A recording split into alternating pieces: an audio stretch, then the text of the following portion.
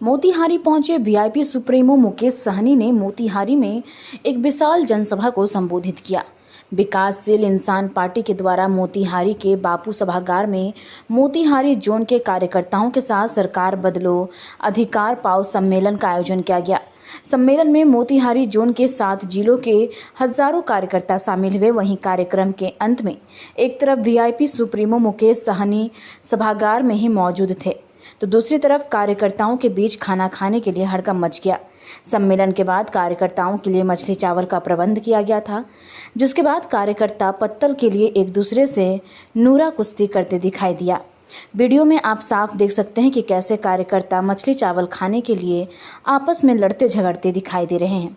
वहीं कार्यक्रम के दौरान सभा को संबोधित करते हुए जातीय जनगणना पर दिए गए बयान को लेकर वीआईपी सुप्रीमो मुकेश सहनी ने चिराग पासवान पर जमकर हमला बोला। सहनी ने कहा कि मैं उन्हें छोटा भाई मानता हूं, इसलिए सलाह देता हूं कि बीजेपी की गोद में बैठने के बावजूद समाज की चिंता करे। उनके पिता स्वर्गीय रामविलास पासवान इस आरक्षण की लड़ाई को अंतिम सांस तक लड़ते रहे। आज जब सफलता मिली है तो उसका विरोध क्यों?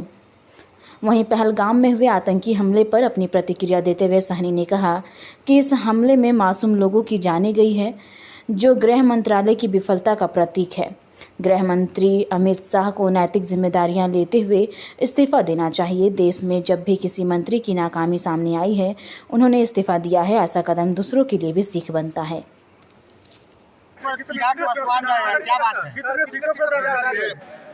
चिराग पासवान जी का मैंने एक इंटरव्यू देखा जिसमें उन्होंने कहा, मोदी जी से आग्रह किए हैं कि जाति आधारित गणना तो हो, लेकिन इसका आंकड़ा जो है सार्वजनिक ना करें।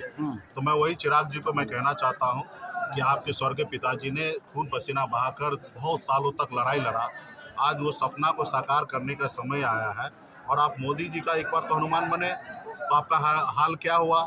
आपका घर परिवार सब तोड़वा दिया, आपकी पार्टी तोड़ लिया और आपके बाहर कर दिया, आपके पिताजी को प्रतिमा बाहर कर दिया। फिर से मोदी जी को गोद में इतना मत चले जाइए कि आपका समाज आपको छोड़ दे। आपके पिताजी का संघर्ष का देन है कि आज जाति आधारित गणना हो रहा है और आप कह रहे हैं कि जाति आधारित गणना हो, लेकिन सरकार का आंकड़ा सरकार के पास हो। अब बताइए कि एक आदमी को ऑपरेशन हो और ऑपरेशन होने के बाद डॉक्टर साहब बोले कि ये पट्टी जिंदगी में कभी मत खोलिए, आप कभी मत देखिए, तो इससे अच्छा तो इलाज ही नहीं होना चाहिए।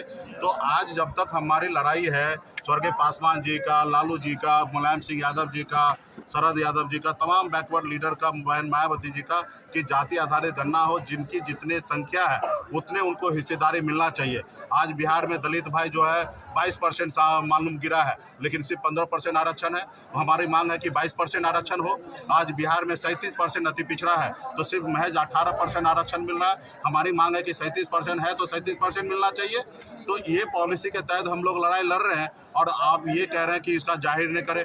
अरे भाई, बिल्ली से कभी उम्मीद कर सकते हैं कि दूध का रखवाली कर सकता है? आज भाजपा से, आरएसएस से कभी हम उम्मीद कर सकते हैं कि आज गरीब पिछड़ा दलित जो है वो हजारों साल से इनको गुलाम बना के रखा गया था और आज मैं उनसे उम्मीद नहीं कर सकता हूं कि वो हमारे हक अधिकार देंगे। आज बिहार में नीतीश जी, लालू जी की सरकार ने 18% से बढ़ा के 25% आरक्षण किया गया। वही भाजपा के लोगों ने कोर्ट में जाके स्टे ले लिया और आरक्षण 25% रोक के आज 18% हो रहा है। तो हमारी लड़ाई है कि जितनी जिनकी आबादी है उतनी संख्या में मिलना चाहिए। आज बताइए, बरसों से हम 14% की आबादी है। अब पूरे बिहार में बता दीजिए हमारे कितने विधायक है, एक भी हमारे समाज में कलेक्टर नहीं है। तो निश्चित तौर पे हम लोग संघर्ष करेंगे, लड़ाई लड़ेंगे, तो हमारे समाज को अधिकार मिलेगा।